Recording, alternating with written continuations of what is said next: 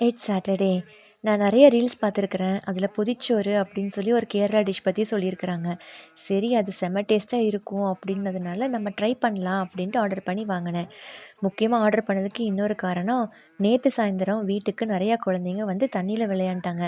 அதில் நல்ல தண்ணி எது பைப் தண்ணி எதுன்னு தெரியாமல் பைப் தண்ணி எடுத்து குடிச்சிட்டேன். அதனாலே என்னன்னு தெரில, இன்னைக்கு காலையிலேருந்து என்னால் வெடுக்குன்னு இருக்க முடியல. சரி, பொதிச்சோறில் என்னென்ன இருக்குன்னு பார்க்கலாம். வாழை இலை, இதில் சம்பங்கி அப்படின்னு சொல்லிட்டு ஒரு டிஷ் இருந்துச்சு. அது கொஞ்சம் இனிப்பாக இருந்தது. அதுக்கப்புறமா பீன்ஸு தேங்காய் போட்ட பொரியல் இருந்துச்சு. ஆம்லெட், மீன் வறுவல், பீட்ரூட், மோர் குழம்பு, அது கூட தனியாக மீன் குழம்பு மோர் குழம்பும் கொடுத்துருந்தாங்க. செவன்ஜி ரெயின்போ காலனி படத்தில் நம்ம கதிர் சாப்பிடுவாரே, அதே மாதிரி ஆம்லெட்டை எடுத்து அதில் கொஞ்சம் சோறு, மீன் குழம்பு, பொரியல் எல்லாத்தையும் வச்சு சாப்பிட்டா அடிப்போலி. அவ்வளோதாங்க இன்னைக்கு. மீண்டும் சந்திப்போம்.